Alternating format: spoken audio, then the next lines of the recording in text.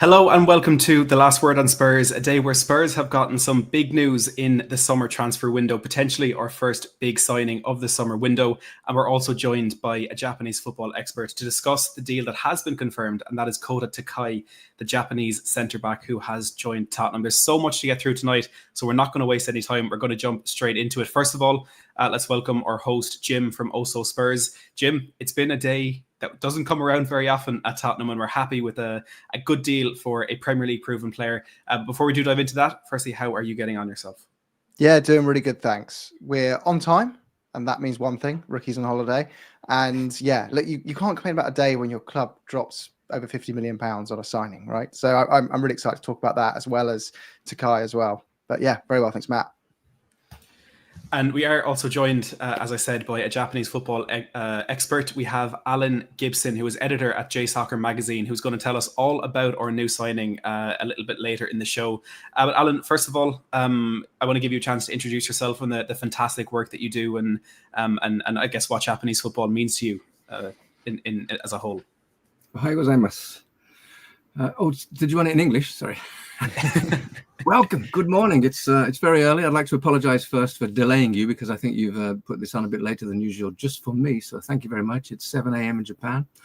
I am editor of J-Soccer magazine, all over, nearly called it Twitter then, all over X and whatever else we need to do. And I've been in Japan for, since before J-League began, and I've been covering J-League since before J-League began. So things are hotting up in the last 10 years or so, with the Japanese players moving around, but certainly in the last 2 or 3 years. And now a Japanese player, one of the best teams in London. Am I allowed to say that? Sorry. So I'm very much looking forward to telling you all about him, and maybe diverting a little bit into Japanese football in other ways. Thank you very much for having me. It's an absolute pleasure to have you. And we would have done the show in the middle of the night to get you on, because we're really, really looking forward to your insight and what we hope is going to be some good analysis of our new signing. But before we do dive into that, like I said, there was some big news for Tottenham in the transfer window today, and Spurs have agreed a deal to sign Mohammed Kudus from West Ham. It's believed to be worth around £55 million spread across 3 years, and he's going to sign a long-term contract at Tottenham. And for me, one of the most exciting parts of this deal, Jim, is that we've heard from the moment that Spurs were, I'd say, reliably linked to Kudus in the media, that he only wanted Tottenham. And we can question his decision-making maybe a little bit further down the line, but he was, he received interest from clubs like Chelsea and Newcastle, but it was only Tottenham for him. How are you feeling about this one? Are you excited about this being our first big deal over the line this summer? Yeah, I'm excited because it's one of 3 positions I think we absolutely must come out of this summer with a player that's an instant elevation within that position on the field. And by that, I mean, a senior. I think the in-trend way of wording it is an established, ready-made player. And we've got one of those in Kudus. But the good thing about him as well is he's still got a bit of ceiling to go. I'm excited as well because I think he brings exactly what everyone's been really asking for when we're coming up against low block sides. He's a player that's going to really run at people. He's going to excite people. And I don't know about you, but since Aaron Lennon left, I kind of feel like there's always been a little void in my beloved Tottenham on that right wing. Like, I want that player back that makes me stand up when they get the ball. And I think we've got that in him. Spurs used to always have those kind of players. And I think as football's evolved and become more modern and become more about athleticism and systems, you lose a bit of that. The Ronaldinhos of the world are disappearing. Now, I'm not saying Mohammed Kudus is Ronaldinho, but what I mean is the flair players are fewer, and he is more of that realm. And what I like about him as well is he's versatile, so he can drop into that 10 position, which is really important for us in a very different way to what James Maddison would accompany in that space. But still, it's really used to have someone who can, again, drive at players, stretch defenses out, and bring out fullbacks to the edge of the pitch so that it makes space for teammates like Maddison as well. The only thing I've seen people being a bit skeptical about is the attitude side, people keep saying. But I decided to go down the wormhole of, like, where did this stem from? What's this all about? And I can only find 2 examples. One was the red card against Spurs. But that's obviously going to stick with us a lot more because we saw it happen. I think if that red card had come against another side and we weren't watching that game, I'm not sure we'd have this prevalent kind of message going around that he's got a bad attitude and a fiery hot temper. So that doesn't really concern me. There weren't I couldn't see any real other major examples of times like that. The only other thing I saw was some West Ham fans saying at the tail end of last season he looked a bit disinterested, but then when you peel the layers on that, you kind of find that that's the majority of their squad were looking a bit disinterested because of the situation they were in and the season they were having. And like you said at the start, another main thing that's just so great about it is he chose us. He believes in the project he's signing up for. And for me, whenever you sign a player, I don't want them ever to feel that we are privileged to have them. I want them to feel equally as excited about playing for Spurs. And he would have had other suitors. You know, he's the type of player that is in high demand for that kind of profile of player. I'm not saying that we'd have beaten Real Madrid to it if they'd gone in for him, but I do feel he's chosen us because he believes in the project. And yeah, he's going to be a good signing for us. And I really agree with the point you made there that he still has to find his ceiling. And it's a very interesting age profile that Tottenham don't usually tend to recruit. We'd go with the 18, 19, 20-year-old, or we'd go with a more experienced player for a cut price fee, where Kudus at 24 years of age is in that lovely middle ground where he has that Premier League experience that you mentioned. He has, he knows what type of player he is. This isn't someone that's going to come in and that Thomas Frank will mold into his own style, like Postecoglou did with Lucas Bergvall, for example. It's a player who knows who he is and has that quality, but also has that couple of years before hopefully he reaches his prime. And that's something where Tottenham haven't really invested the money in recent years. And having said that, it's not an outlandishly huge fee. I think €55 million or £55 million all in for Mohammed Kudus is quite a staggering deal. And, I think people will question that element of disinterest towards the end of last season. And I'm not going to claim that I watched West Ham a lot last season. In fact, there were times where I didn't even watch Tottenham because I kind of fell out of love with all the results that we were seeing a little bit. So I'm not going to be able to comment on the regular output or the regular showings that Mohammed Kudus put in last season. But what I'm really excited about is the ability and those moments of brilliance that we know are in there, because his goals catalogue is absolutely incredible. And if he can get into a team where, first of all, he can play in his main position, because the worst thing about being West Ham's second best player as a right winger is that their best player is also a right winger. And Kudus was always going to have to fit in around someone like Jared Bowen, and he wasn't able to play in that position that he wanted to be at his best. That's, of course, going to affect not only the form, but also the morale of a player. Now, will he have that same problem with Tottenham? There's a lot of disagreement over whether Brennan Johnson is a good enough player for where we want to be. The fact of the matter is he was our top goal scorer last season and scored the winning goal in a European final. So I don't think it's going to be as straightforward as Kudus coming in as a big signing and immediately displacing Johnson.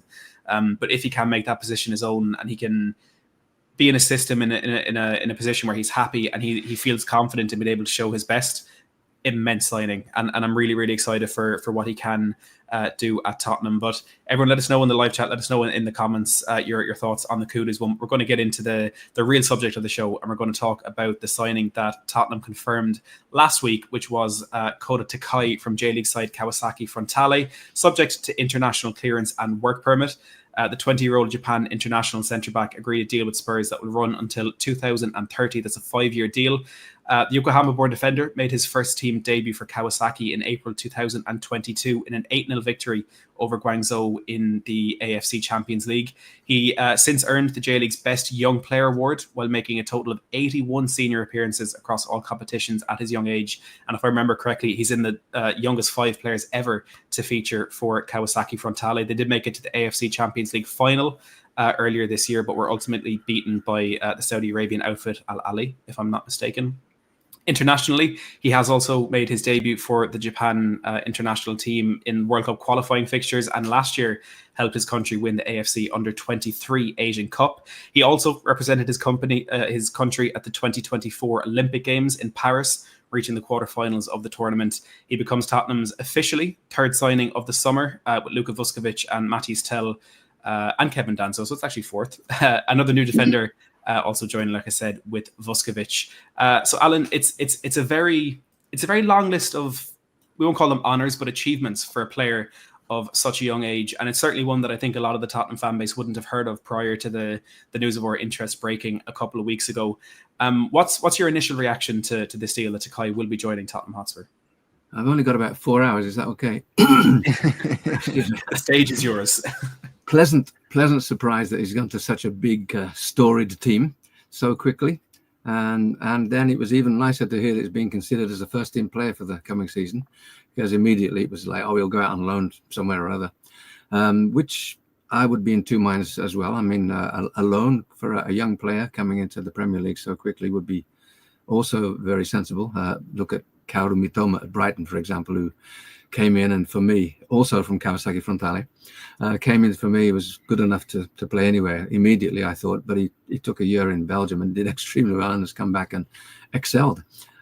Sorry for mentioning another team there, but yeah, if Kota Takai had gone out on loan, I wouldn't be upset about that. But hey, if a player is not up for the challenge of whatever is thrown at him, he's not good enough, right? So I think he'll do what is needed of him if and when he's given the chance. And as discussed, he is in for the first team squad this season. So I've just become a Spurs fan.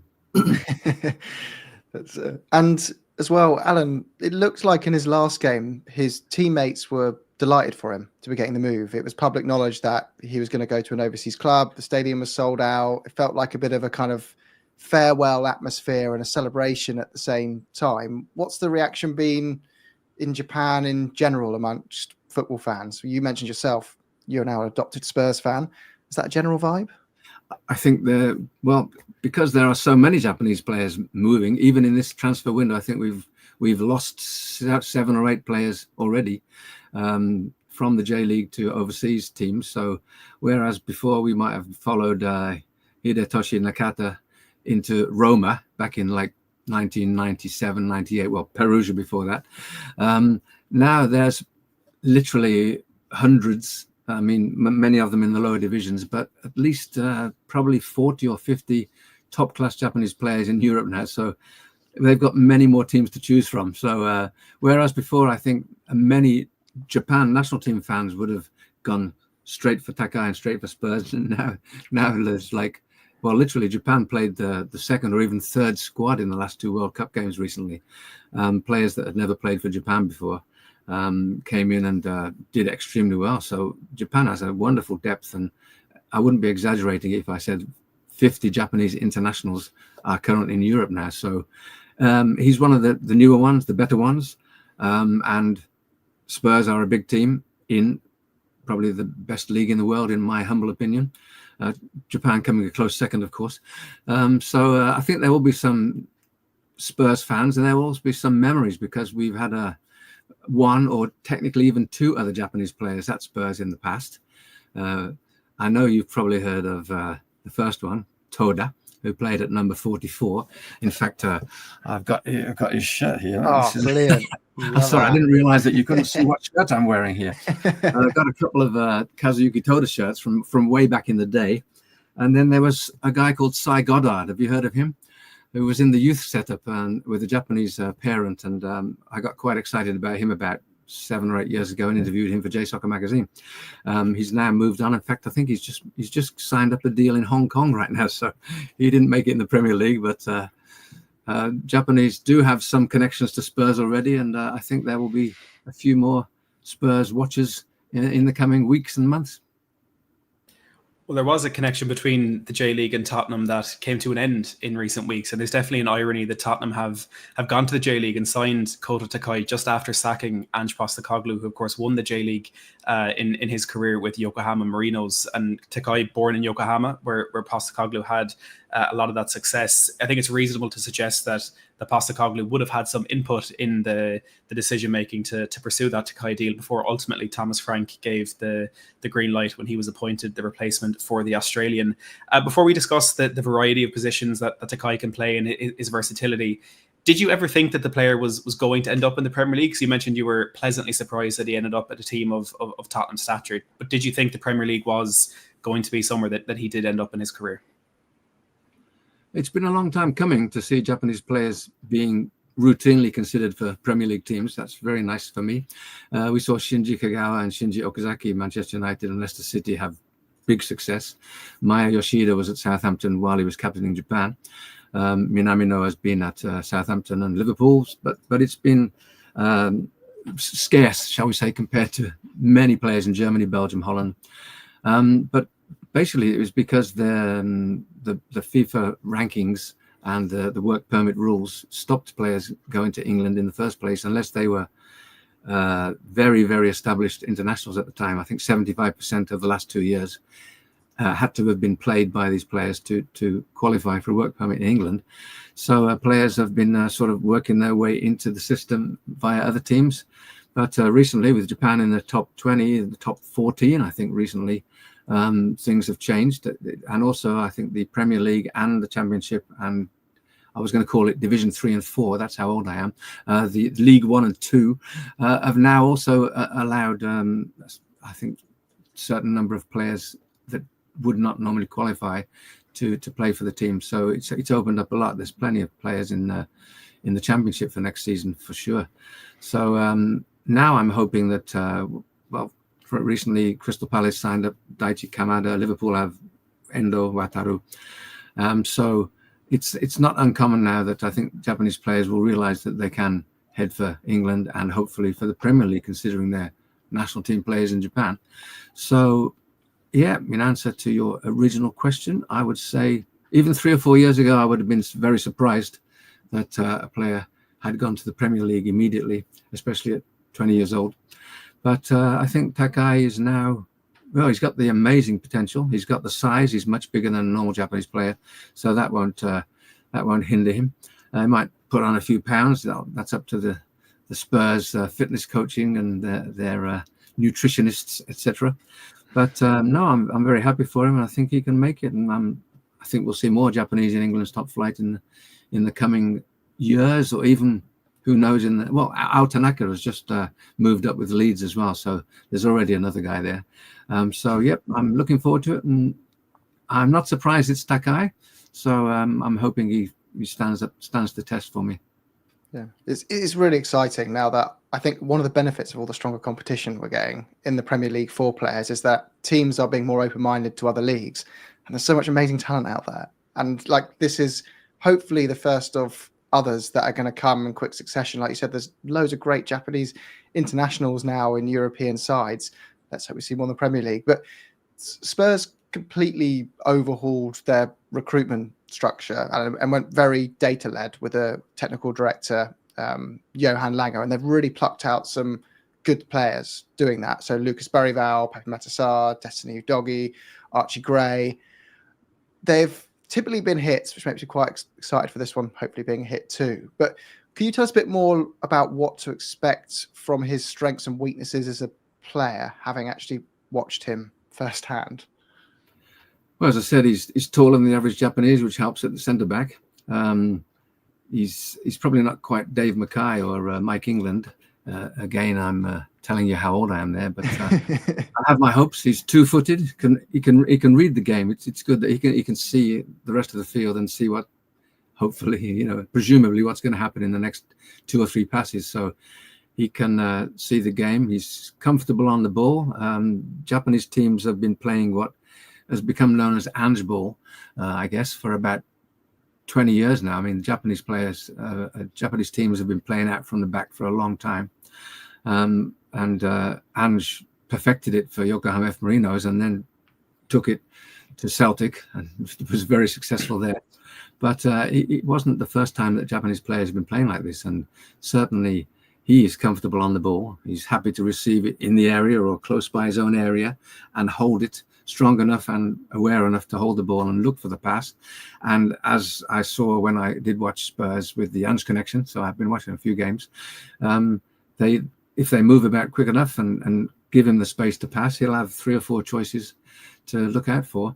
So he'll take the ball in his own area and not panic and kick the ball anywhere. He's hold on, he'll hold it, he'll pass it confidently. Defensively, he's not afraid to run like hell to the touchline and beat a player to a ball through a long pass. I mean, he's got some speed. He's not afraid to storm into the tackle. He'll look like he's going to get hurt at times. Hopefully he doesn't. If the ball is there, the tackle's needed, he's in there. But he's also good at allowing the player to come at him stand there, force him one way or the other, depending on which foot he wants him to go to, or force him to the outside. Yeah, he can steam in. He can leave his foot in if necessary. He's not adept to shoving someone around a little bit. So I think he's got everything except maybe that little bit of extra weight.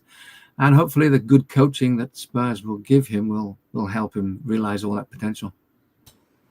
I think people who've been watching or listening to Last Word on Spurs for a while will know that I often get very, very carried away with new signings. And hearing you speak about him, I'm just seeing the best parts of Mickey van de Ven and the best parts of Christian Romero merged into one player. And I'm never in a million years saying he's at that level, but the abilities, like you said there, racing out to the touchline to win a 50-50 is so Van de Ven, and flying into those tackles and going for every 50-50 is a bit more like Christian Romero. But one thing that he does have on his side is versatility. You touched on it a little bit there, and he's right-footed, but he can play on the left, and he said in his first interview with Tottenham that he can play on either side. I guess what I want to ask Alan is he competent as a left-sided centre-back, and could maybe we also see him deputising as a full-back if injuries require it? I think so, and what I probably should butt in with a link to somebody's web page or whatever, if you don't mind, and it is live, so what are you going to do? There's a guy called Ryo Nakagawara. Sorry Ryo. Guy called Ryo. Let's call him Ryo, shall we? And he's got a website called Shogun Soccer, which is pretty easy to find, shogunsoccer.com. And about a month ago, he did a huge look at Takai just before any of this happened, with diagrams and analysis and videos. So well worth a look. And I've looked at that before even coming on here. And of course, I saw it a month ago. Rio's been doing it for many players for many years. So maybe there'll be some other players that you guys can check out too. But shogunsoccer.com. Rio, thank you for your input every time. And well worth a look. So my apologies. But yeah, left, right foot, both. You say, is there a possibility that Spurs need a right back? Is that the leading question? Because I'm not sure about that myself. Well, Spurs are always in the market for a new fullback. I think with the way things have gone for us in the last 5 or 10 years. Yeah, I'd say he's definitely either side of the centre back, and also a back three if that ever was an option. But I can't say that I've ever seen him play right back. Certainly not right wing back. He's expect to see a Peter Crouch type player, 6'7", running down the wing, whatever, do you? So I can't say anything about him being a right back. I believe he's filled in at right back and left back when certain players have gone off or been injured in games, but I don't think he started there. I don't think he'd have any problem looking at the way his football brain works, and the fact that he's often covering there at times. Japanese players are so mobile that sometimes one of the centre backs will run up straight down the middle of the field, and the defensive midfielder drops into and then Takai is suddenly a right back for a few seconds or a few minutes. So game wise, I can't say. I don't know. Sorry, my apologies for that. But I don't think he'd have any problem if it was called upon. In terms of his international role, Alan, is he seen as a key player for the international side? Where would he typically play within that setup? Is he well regarded in the international side? It's interesting because Japan has already got centre backs at Bayern Munich, Borussia Mönchengladbach, Arsenal. Although, sorry, that red team down the road.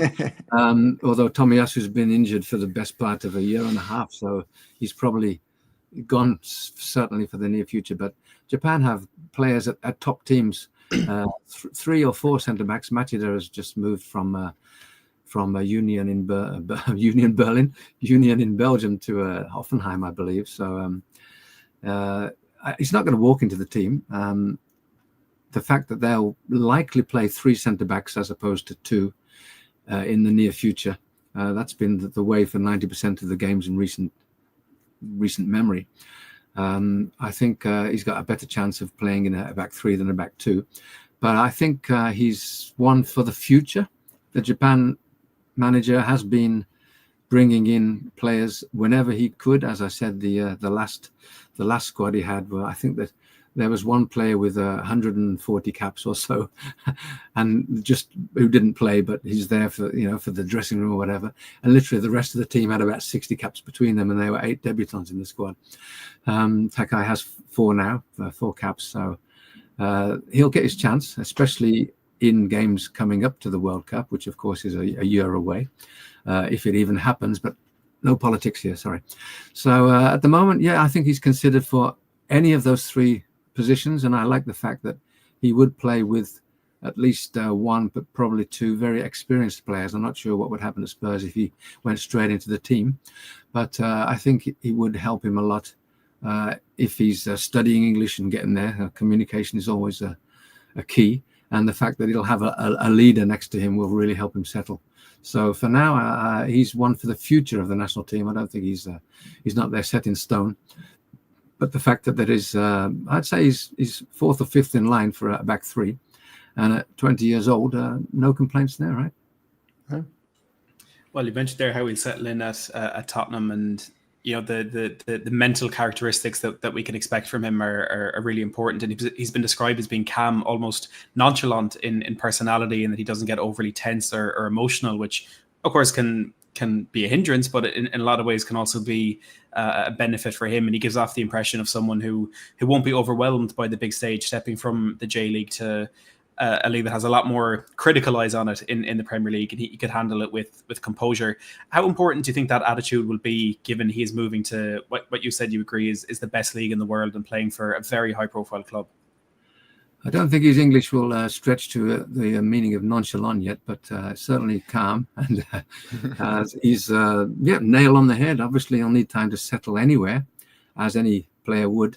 But with the right coaching, as I mentioned, and I think very importantly, off the field care and attention to his environment and his the people he's mixing with and settling in nicely. Hopefully, there'll be someone, perhaps even a full-time interpreter with him, but I'm not sure, because there's so many international players at the club and all the clubs. Is there room for 12 or 14 interpreters? So I think his English needs to be right in there immediately. And when the season starts, if he's taken care of on and off the field, I think he'll grow nicely. I think he's already shown that he's ready. He seems ready to me, and apparently to your manager, who's mentioned the fact that he won't be going on loan. That's one of the first things I saw. So if he seems ready and he thinks he's ready, he's chosen Spurs over many other offers of lesser teams in lesser leagues. So I think it's going to be a big part of how he settles is the help he gets on and off the field now. But I think he's ready, and hopefully he is. Yeah, there's definitely a difference between experience and age, right? I think those things often get overlapped. So he's played 80 senior games of football at his age already, and he's played in World Cup qualifiers. So although he's young, and you mentioned before, he could do having a bit of a high calorie diet for a little bit or something like that. I'm sure the army of nutritionists already have a plan. But how long do you think he's going to take to settle into the Premier League? And I guess I'm asking you to base that a bit off how other young Japanese players have done going into European leagues. Does it typically take a long time? You mentioned the language is important, all these things. If you were sat next to a Spurs fan next season who was getting a bit grumpy after a poor debut, how long would you say they need to kind of wait and give time to before passing too much judgment on the player? This is, if I might digress away from Spurs a little, but this is one thing that I see in British and in fact most overseas football, but certainly in Europe when I travel, is the grumpiness, the lack of patience, the abuse almost immediately of a player who loses the ball. Abuse of the referee is normal, of course. Abuse of the manager or one of the subs who falls over or whatever. I mean, there's some spontaneity and some humor there, of course, but the fact is that even if the teams are doing badly, the Japanese fans will chant forever. The one thing I don't quite like about the Japanese fans is their complete lack of spontaneity. if a guy falls over in the middle of the field in England, then suddenly he's like, get yourself some new boots, and the whole crowd is suddenly singing it, you know. Or your wife takes you up the, oh, sorry, this is a family show, right? But in Japan, if something happens, absolutely nothing puts off the chanting led by one guy in a particular hat and 3 drummers and one guy with a megaphone. They will do it for, even if the other team scores, suddenly the chanting won't stop immediately. They'll just make it even more louder. And I think, presuming that he'll understand what is shouted at him, that when he gets some abuse from the crowd, I'm hoping it doesn't affect him, because I'm sure it will come.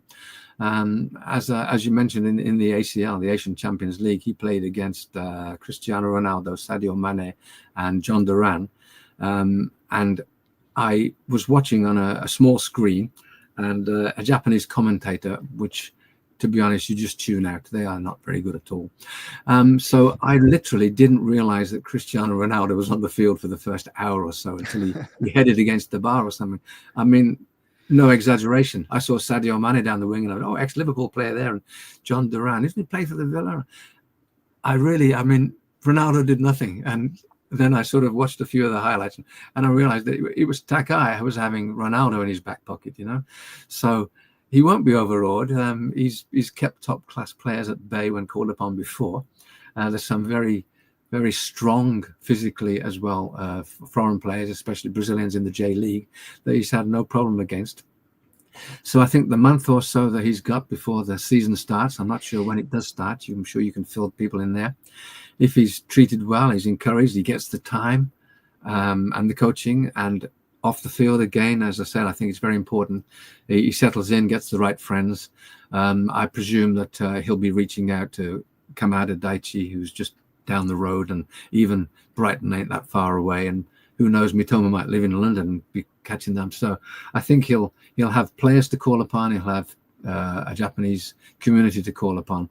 So on and off the field, I keep mentioning that, but I think if he gets the right treatment off the field as well, then he'll be settled and ready to go. I think some of the Japanese players we've seen go mid-season to an overseas team, and they've scored 2 goals in the first game.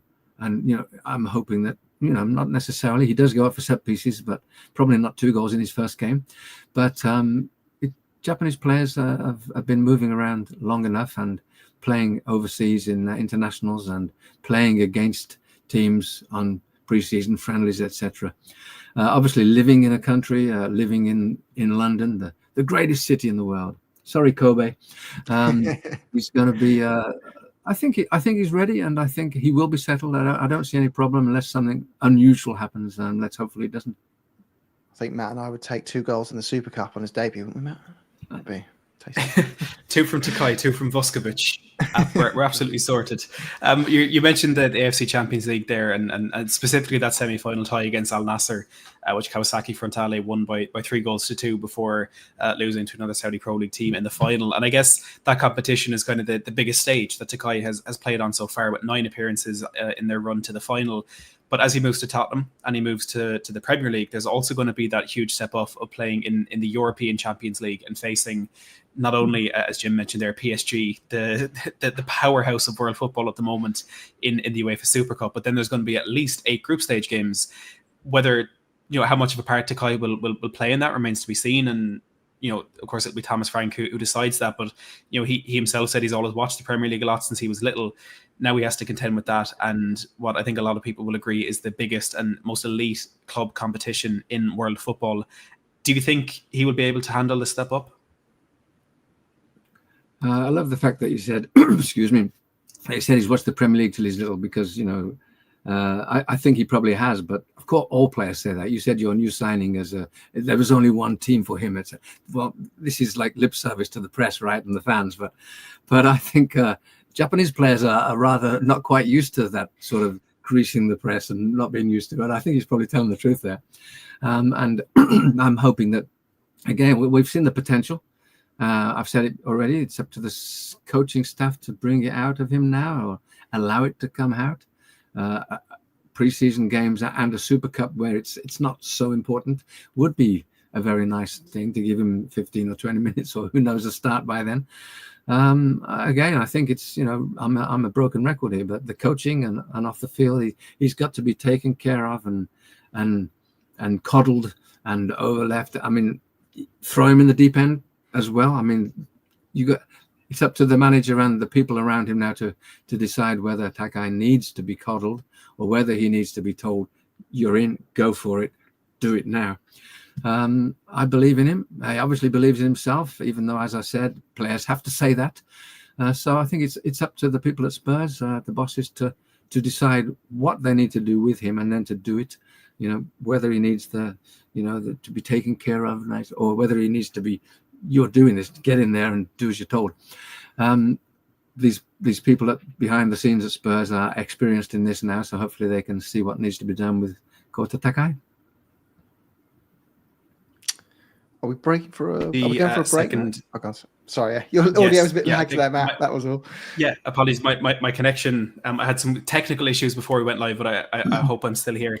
Before we do jump into the second part of the show, I want to do some housekeeping. Otherwise, Ricky will be he'll be tossing in his sleep on his holidays, knowing that we haven't gone through this. So, firstly, I do want to mention that the nominations for the Football Content Awards 2025 are open.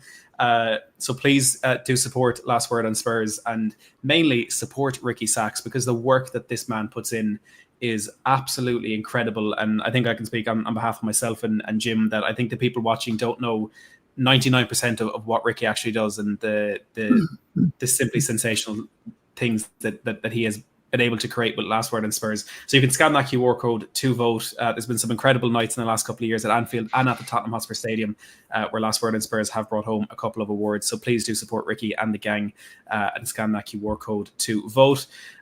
Also, those of you who are maybe looking for a new VPN to get the best discount off your NordVPN plan, you can go to nordvpn.com/LWOS or click the link, which will also give you 4 extra months on the 2-year plan. There's no risk with Nord's 30-day money-back guarantee, and you'll help support the podcast. The link is in the podcast episode description box below. You can scan that QR code, or you can just go to nordvpn.com/LWOS. Now, I can relax and we can get back to the football. And Jim, over to you. Yeah, the next bit we just kind of understand a bit more about is a bit around his ambitions as a player within a squad. And what I mean by that is when he's joined Spurs, when he goes first into a Spurs lineup or matchday squad, he likely will find himself as 3rd or 4th choice behind Romero, Van der Ven and others. Would he be happy with that? Do you think he'll believe he can take their position as a starter, or do you think he'll be quite happy to just think, I'm young, I'm happy with this position right now as a bit part player, and I'll, bide my time? Or do you think Alan, right away he'll be thinking, I want to challenge and I want to make one of those first team spots my own as a starter? You got me at a disadvantage there mentioning all those players, because my Spurs is Cyril Knowles and Joe Kinnear and Mike England guy. Would he be up against them? Yeah. Hopefully know who those players are. I've spoken to, I was going to say many, probably hundreds of players over the years here. One of my main questions, or something that I'm very interested in, that sometimes I get an honest answer to, is, are you happy doing a job and getting paid nicely when you're not playing on the field? And it's rare, of course, that players will say, yeah, I'm happy. They want to play, they want to win honors and things. But there are players that are looking to the future, they're earning their money, sitting on the bench, just training and doing as they're told, and then they're never going to play, especially, for example, a 3rd or 4th goalkeeper. But I would say, I don't think any of the Japanese players I've spoken to, especially young ones, have ever answered me with, yeah, it's my job, I'm getting paid nicely, I don't care if I don't play. It's even with that horrible London accent too.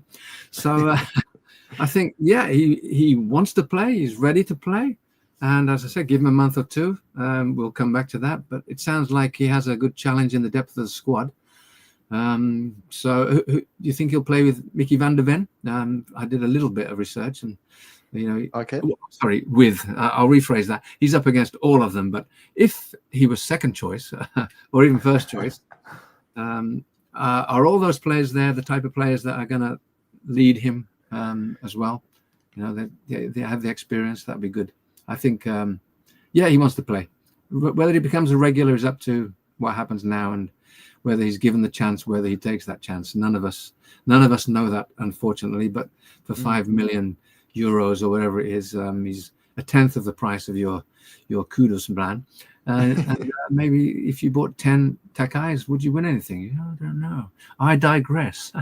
So, I'm hoping we have to be realistic, and unless things are wonderful in the next month or two, he might be struggling to make it into the team. Not struggling, but struggling to make it into the team with such a lot of talent, which you'll be happy to know the team has, of course. So I have hopes. I don't have expectations yet, but I'm very happy to see how it goes in training and what happens in the first few weeks of the season. So hopefully, not expecting anything yet. I think he's certainly lucky with the squad that we've put together over the last few years. And look, again, Tottenham fans will debate the quality and the fit of certain players until there's nothing left to discuss. But you look at players like Christian Romero, who, yes, has his own flaws, but he's one of our vice captains. He's a natural born leader. From the back with Guglielmo Vicario, you might get a bit more tough love. I think Tottenham fans will refer back to Lucas Bergval's debut against Leicester at the start of last season. But players like Mickey van de Ven, like Ben Davis, who have taken a lot of our younger signings under their wing. I think Kota Takai can definitely look forward to a very, very welcoming dressing room that will support him in every way that they can. And like you said, that can only be good for his development. But looking more towards, I guess, the aesthetics of this deal, Alan, because, you know, in football, timing is everything. And I think had Tottenham announced 2 weeks ago that we had signed Mohammed Kudus, and this week that we had signed Kota Takai, especially given that we've just secured Champions League football again, I think the reaction would have been very different, and that people would have looked at Takai as the very, very clever piece of business that it is. However, the aesthetic and the look of that being our first signing of the summer, I think there were a lot of Spurs fans who were a little bit disappointed and were hoping for that marquee signing to be number one in the door. And that's, of course, excluding the £30 million to sign Matisse Tell, the Kevin Danso deal getting permanent, and like we mentioned earlier, Luka Vuskovic already coming in the door. You then have to look at who we're hoping are going to be our rivals in the Premier League next season, the big boys like Liverpool and Manchester City, splashing the cash, hundreds and hundreds of millions of pounds already, and we're only in the first week of July on huge signings. You know, with the expectation that is often on players with a high transfer fee, Takai has the very opposite. Like you said, less than a tenth of the price of Mohammed Kudus, and more along the lines of what Spurs paid for a Luka Vuskovic, like I said, or a Lucas Bergval in recent years too. Do you think he will benefit from this lower price tag and not coming with a huge reputation, and a player that we, and you, as you said there, are expecting big things from? I don't think he will realise, or certainly not worry about it too much. It's more to the point that, unbelievably, because of, and this is a completely different podcast, the strength of and the influence of agents in Japanese football that are more insistent on having short contracts and having players on their books that they can easily move to make commissions. Japanese players are often out of contract or very close to being out of contract, so are bought for pittance or taken away for free very often. You can imagine, I think, how much, £300,000 or something for Mitoma. I mean, something quite ridiculous for a player of Kaoru Mitoma's caliber. And I think Takai is the most expensive Japanese player, believe it or not, considering how many of them are out there and how good they are. The most expensive Japanese transfer of all time. Kyogo Furuhashi from Celtic to Rennes, which didn't quite work out because the manager was fired about 3 days after, was close to that. And watch out for Kyogo Furuhashi in the championship, it's called, right? In Division 2, in the championship for Birmingham City next year. He's a friend. He's a good friend. I've got a couple of his shirts behind me, and I'm really looking forward to that. I digress. I think it'll be important for any young player, not just Kota Takai, in fact, for any player, that the fans, as I mentioned before, don't get on his back if he slips over in the first 5 minutes or something. They don't want to be shouting at him to buy new bananas or something. You know, we need to be behind him. The fans they can have a go at the board or the owners or the manager, as I believe they have in the recent past quite often. But I feel that fans of any team, but fans must get behind every player wearing a Spurs shirt. On the field, fans have to support the team. So hopefully he won't get barracked behind, for any mistake that he makes, and hopefully he'll surprise and come in under the radar after such a big signing just days after him. As you say, from the fans, there will be less expectation because of the fee. For him, I don't think it'll make any difference. As I said, he's a lot cheaper than players that are moving overseas, between overseas teams, but he's the most expensive Japanese player sold. So there is, in his mind, some pressure there, because he is the most expensive player, even if he's not the 100 million signing that Liverpool make next week or something. So hopefully the fans are already thinking that he's just another cheap squad player, and he will surprise and go beyond all expectations. Well, Dele Alli was a cheap squad player as well, and he worked out all right, didn't he? Exactly. So, there's loads of examples, and I think you're so spot on with that feedback as well. I think we get so sucked into the emotion of it. Often we don't know how to project that frustration, and the easiest thing to do is just look at the player in front of you and be like, it's your fault. But all we can ever ask, if a player puts on the jersey of the team you support, they give 100% effort and they give it their best. If they end up not being good enough, or they're played out of position, whatever, that's not their fault. Like, they are who they are. If they put all the effort in, you can't ask more. You may as well go run over to Hotspur Way, in this case, find the person who recruited them and boo them through the window. But don't boo the player who they said we should sign, comes and applies themselves utterly. It's not going to raise the game. We're actually speaking to a youth, an ex-Spurs youth player the other day who was good friends with Gaza, and he was saying these kids, because he still works in youth recruitment, said these kids all see all this stuff, and on social media as well, and they get stick afterwards, and it genuinely affects them. Like, they've got burner accounts and things that they're on social media amongst us. We don't even realize a lot of the time, seeing us absolutely giving them grief for things, and it does hinder their development in some of their cases. Some of these guys aren't even able to buy a bottle of alcohol in America yet, and they've just been flown over to a new country, told, here's your house, you're playing professional football, make those 65,000 people in the stadium happy tomorrow, and then the millions watching on telly as well. You better not mess up a pass. It's a big ask. It's a big ask.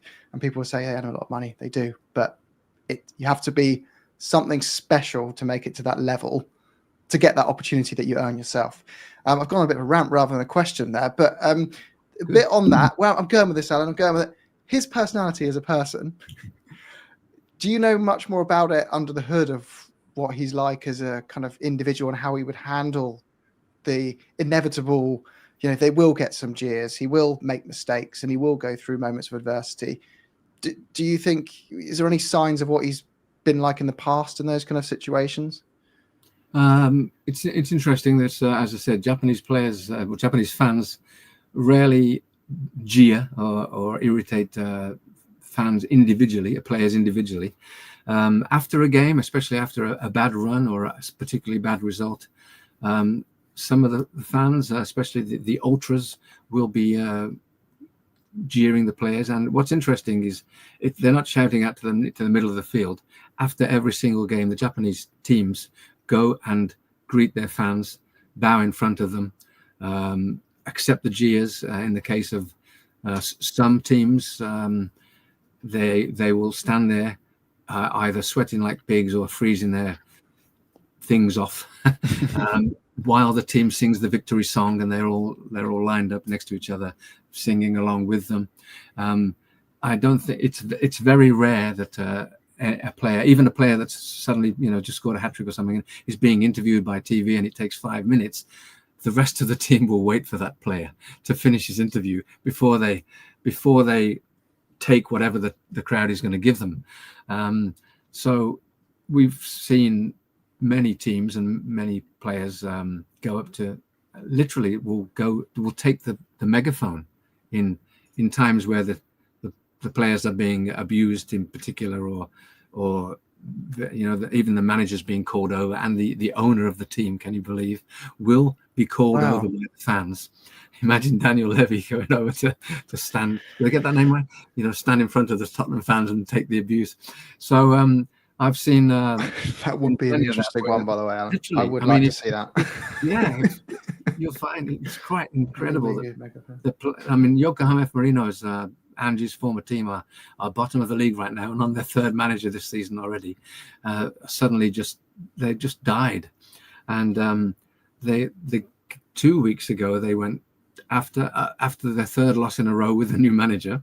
They went there and stood in front of, and the crowd were cheering them and booing them, and they didn't stop. They were giving them a standing ovation for losing their third game in a row, and some of the players were crying, and then the captain went over and spoke to the player. I mean, it was incredible. And I've not seen, to come back to your original question, I've not seen anything out of the ordinary from Takai. I've not seen him looking upset or taking anything personally. He's Kawasaki Frontale are not certainly in his time. They won 3 championships before he got there, so maybe there's something in them. But they haven't won anything while he's been there. But they're not struggling. So he hasn't really probably been subjected to any, for want of a better word, abuse yet.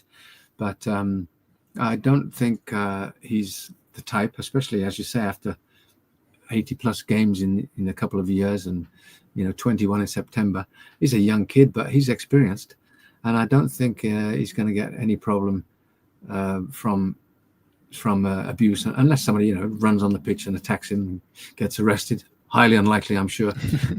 but compared to the Japanese way, where they will stand 2 or 3 yards from depending on the ground's layout, 2 or 3 or 4 or 5 yards from the fans, being spoken to and hearing every word they say, whether it's good or bad. I think he's already had plenty of encouragement and probably some abuse, and has not taken it badly.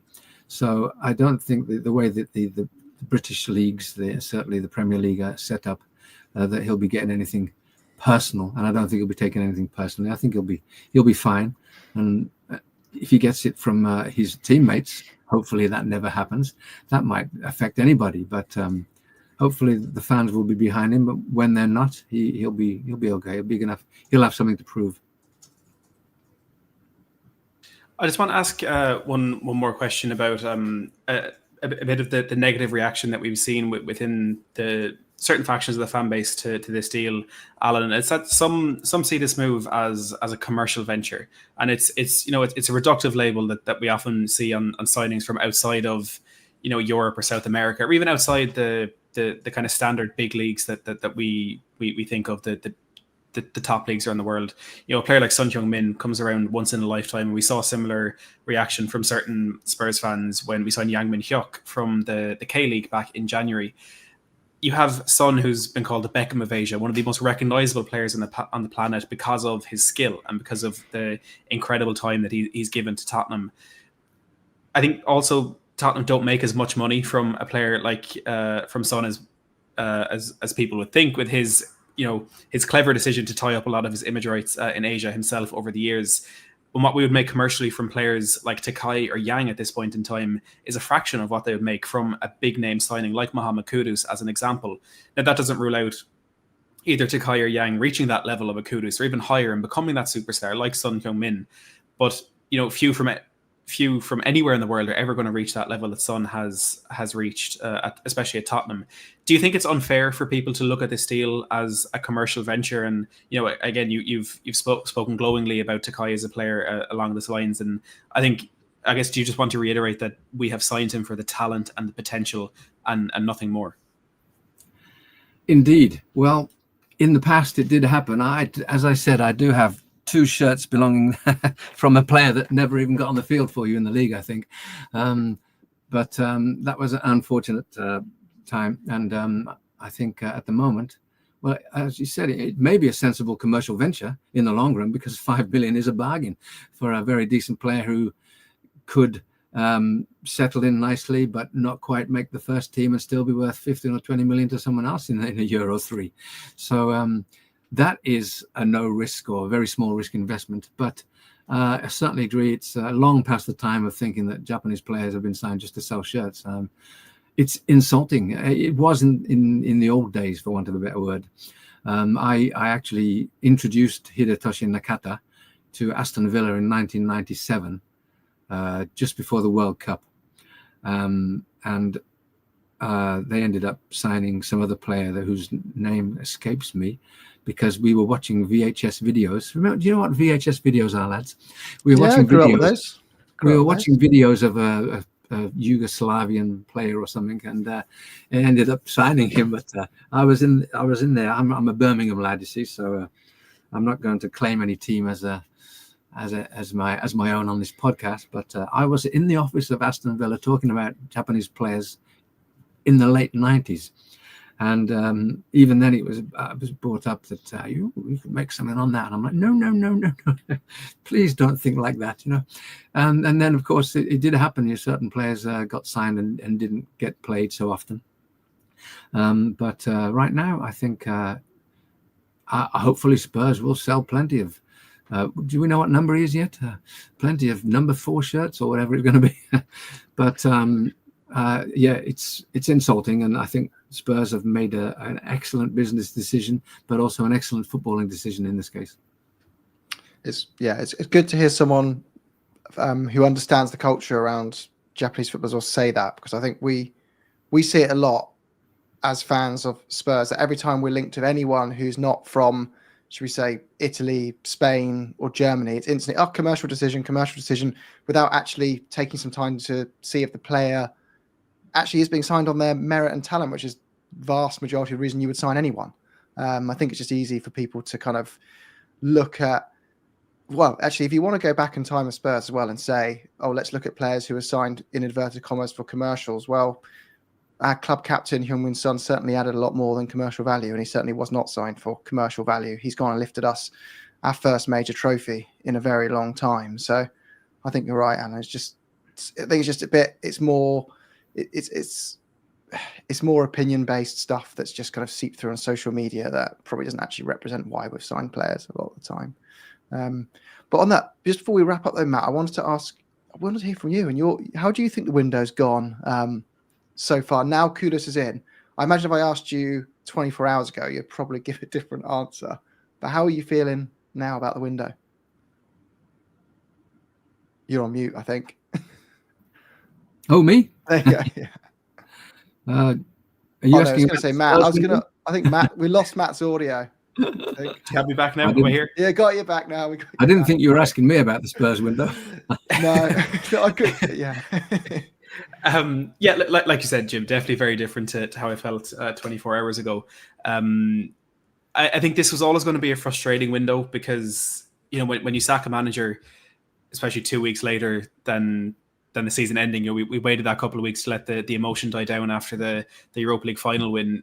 There's going to be that delay when you have, first of all, the process that you need to go through to appoint the new manager. Then you need Thomas Frank coming in and evaluating the squad, evaluating what he has at his disposal, getting to know our scouting structure, all that sort of stuff. There's going to be a delay. And even though logically I know that, and I know that it's something that needs to happen so we don't make rash, impulsive decisions, it's still kind of frustrating to sit back and, like we mentioned earlier, see Liverpool signing Jeremy Frimpong, Florian Wirtz, and whoever else they signed, and City getting Reinders and Cherky and Aït-Nouri, and it's frustrating seeing us fall behind like that. But I think if the starting point in our window for, you know, kind of the big sign, of course, Takai is the ultimate start, but in players that we think, you know, we can see going straight into that starting 11, if we're starting with Kudus, I think we're gonna have a bit of an exciting one. And we have to remember as well that it looks as though we may also be going for Yohan Wissa.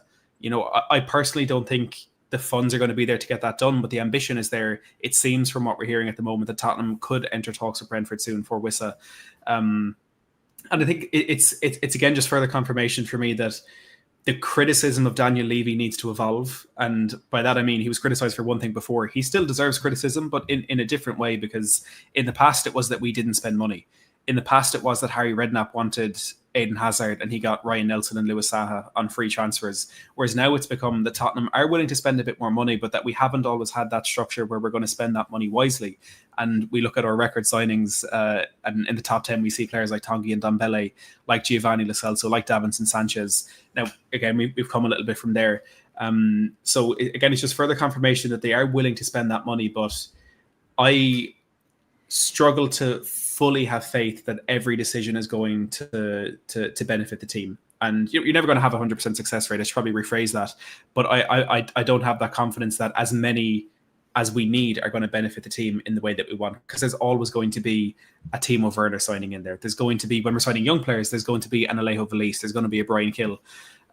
So I'm encouraged by the start that we've made, but also wary of what we've seen in recent years. But definitely Kudus is a higher level of player than I thought we'd be able to get in, especially this early in the window. I'm not sure if you agree on that or have a different outlook.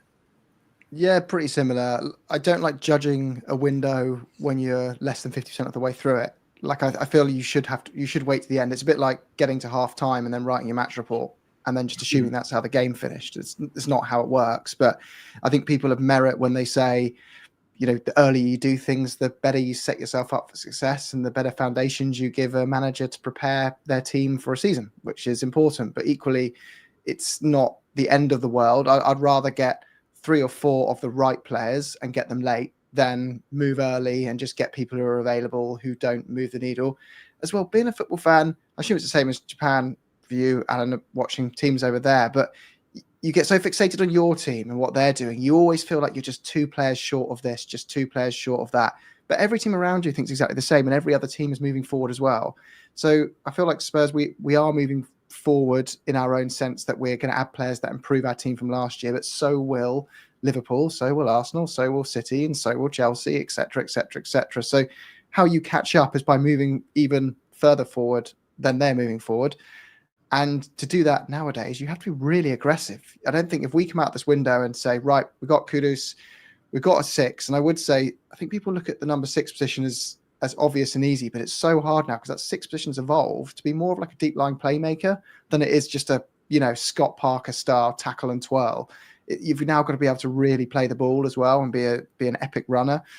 So it's really hard. And those players are as in short, high demand as strikers were evolved. Like everyone wants them. So there's just not many around. Even if you've got £50 million in the kitty like us for that position, roughly, there's no one standing out as obvious really that you can just go and get that other clubs aren't also looking at and that they can consider if we make our move. So I think we have to come out this window with 3 senior players that improve the first 11 off the bat.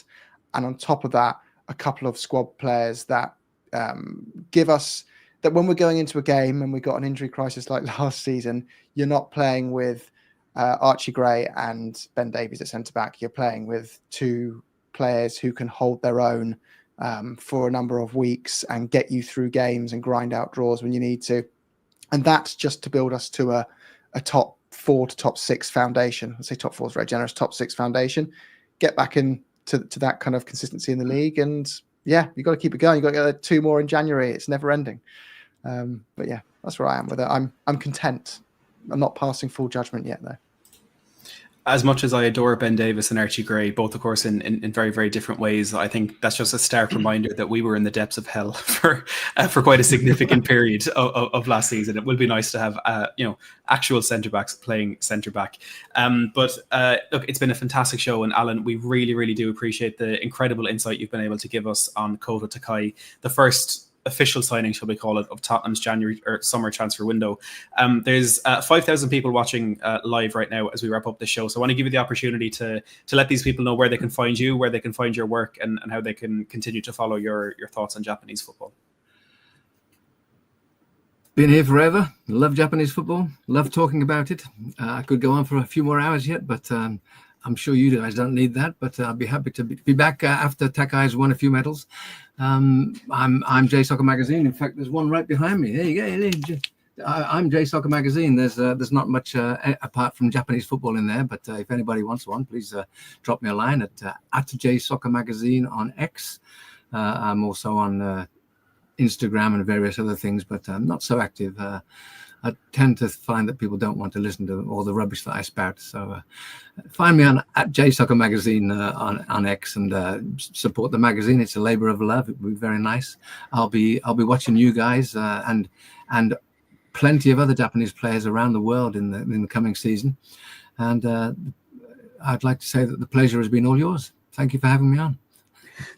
The pleasure has absolutely been all ours, and you found a few thousand people here who've enjoyed hearing what you have to say. So I would recommend that all of them do go over and check your work out.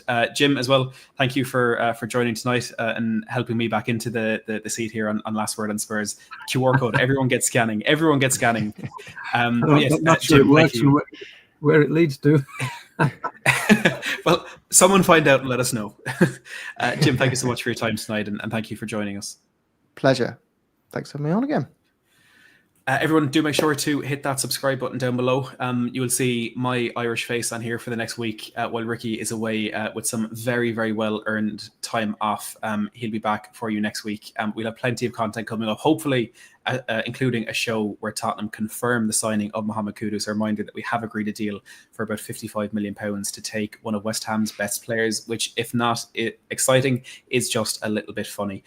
Jim, Alan, thank you so much for your time tonight. To everyone who's tuned in and watched, thank you very, very much for the support, and we will see you soon. Come on, you. Adios.